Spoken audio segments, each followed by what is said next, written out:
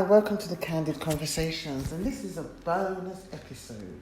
So no intro, just me speaking. I'm your host, Marilyn Fontaine, MJ Fontaine, they call me sometimes, and welcome to episode 4 of season 3. And today we're going to talk about what is real self-care, like what is self-care, and what is happening with the self-care industry, how we are commodifying self-care, and how we are creating unrealistic expectations on ourselves through this new self-care model that we put out there. So I have so many people that really get anxiety over Instagram, and as a coach, I'm always talking to my clients about Instagram. And Instagram has become the center of the world, I think, because it's such a visual platform, and I feel that people are looking. It's really easy to create a story through visuals than it is just as than it is sometimes with words, because a vast amount of people are more busy, so they're not taking in words, but they'll look at visuals and think that is the norm and that's the narrative. And therefore, when we're talking about balance and we're talking about self-care, is that realistic in terms of where you are in your life? So, for example, you could be studying or learning a new skill, and so your life is going to be upside down. So perhaps for you, the only balance that you can get is balance to do something in the morning. But this doesn't necessarily mean that it's going to be like that forever. But just in the meantime, you may have to. Sorry, there's sirens going around. This is East London. You don't have to get it together. Sometimes you may be unbalanced, and that is okay, because it's the stories we tell ourselves that makes our relationship with ourselves more destructive, because we're saying we are not doing what we're meant to be doing. Or we look at somebody on Instagram and they're in Santorini or Thailand, or and they're relaxing in the sun. Life isn't like that. Life is as smooth as it is gritty. It's always have opposites, and so it's not the case where we think that I need to make sure my life is looking this way, otherwise I'm not succeeding. And it also can happen in business. If you're consistent, but maybe you're not showing up as much as you could do, I always go back to there's a time and a place. And if you are out there on other platforms, or you have a customer base that you speak to regularly for a newsletter, then concentrate on those things, because algorithms of social media have changed, and unless you play the hop, jumping and skipping game, you are going to be trying to fight social media algorithms all the time, and which can exhaust you. And so it's really good to have a plan where these are the things I'm going to do on these days, or these are the things I'm going to do, and this is how I'm going to get my engagement, and with the rest I'll leave it at that. So if you don't like showing up on your grid, say for example on Instagram, then you can do stories and create information there. However, within reason. Again, it's about making things easy for you rather than punishing yourself because you're not doing X, Y, and Z. And, I once had a client that she didn't really like to show up on Instagram. And she was always going for an internal battle of, I need to post. But when I asked her, where are your clients? They weren't on Instagram. So she was subscribing to this thing of having to post on Instagram. But to be honest with you, that wasn't her client base. She had corporate clients. And so worrying about Instagram, that is just something where we have been conditioned, because as humans we want to belong. And wanting to belong means we go where the fire is and the energy. But that's not necessarily what Instagram can be for you. Your belonging may be, the tarot card readers or the astrology people or the interiors. It may not be where you go to get your clients. And it also may not be a place where you go for self-care. Maybe it is back on YouTube, or it is on a private group, or listening to the radio or a podcast. It's all about what is happening, because people are using, this is branding and advertising 101. Branding and advertising is about storytelling, regardless of what you're doing. It's about storytelling. So you build up a narrative to show people what you want to sell them, right? Everybody does it. Build up a narrative to sell people what you want to sell them.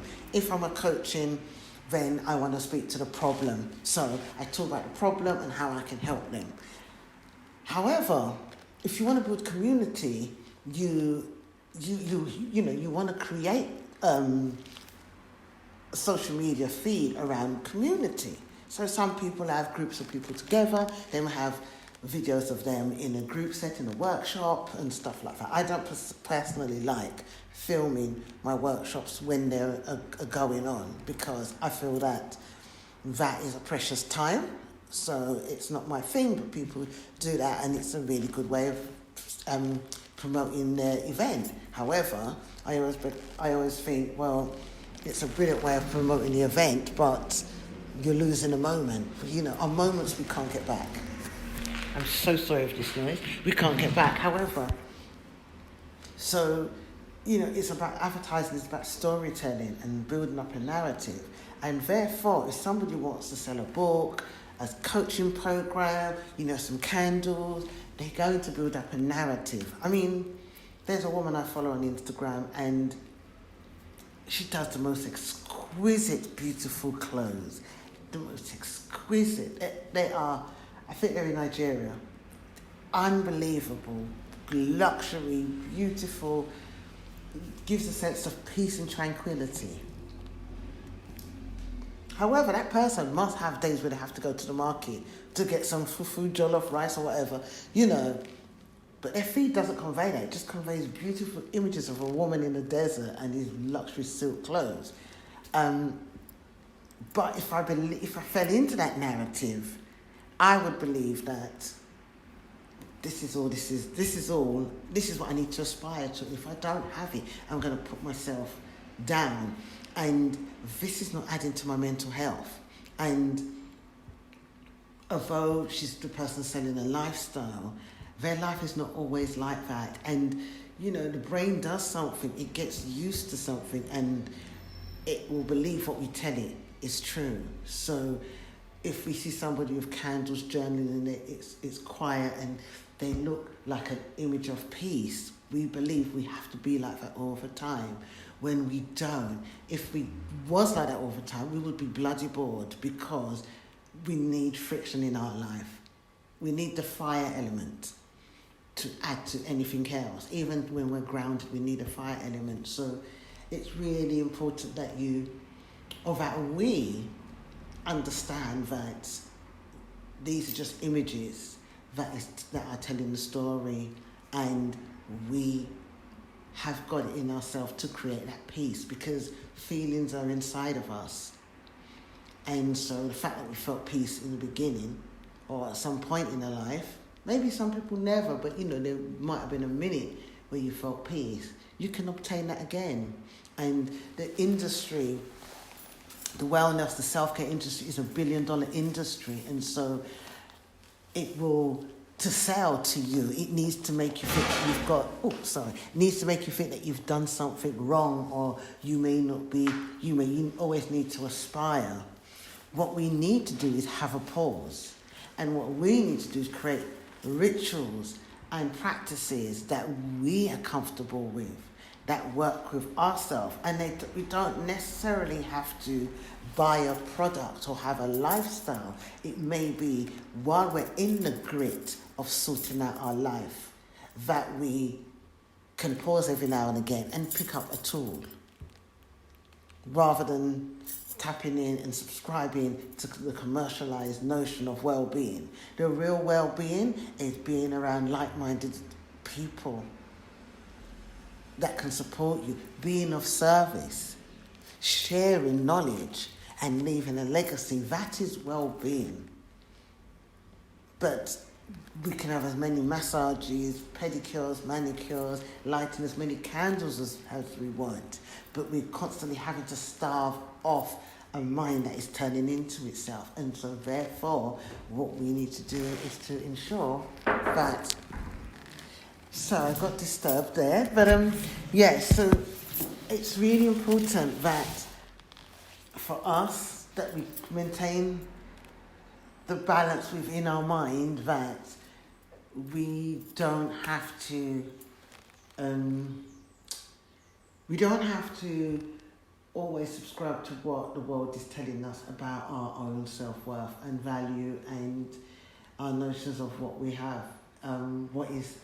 What are we doing right? What is our self-care? Because we just need to look at, what is out there commercially and what people are doing to sell a narrative. And then we feel shocked when some thought leader has got a feet of clay. And so your mental health, my mental health, the world's mental health is so important right now, because we are living in challenging times, and we could spiritually bypass that. It's brilliant.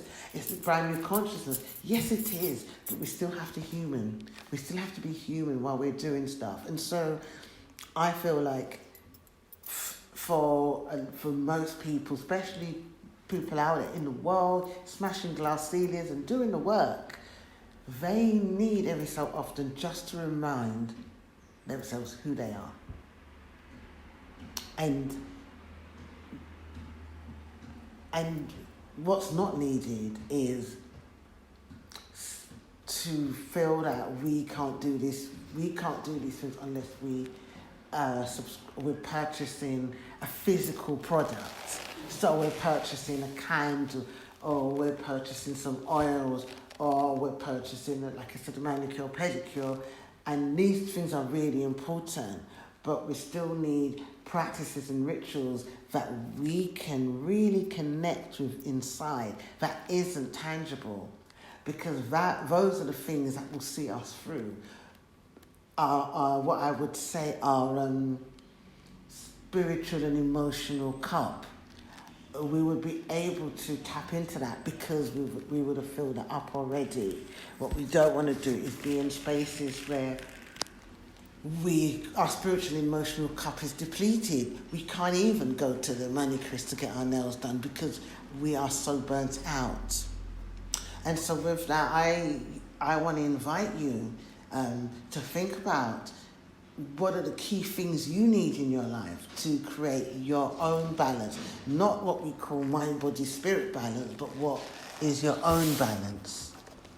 And another thing is,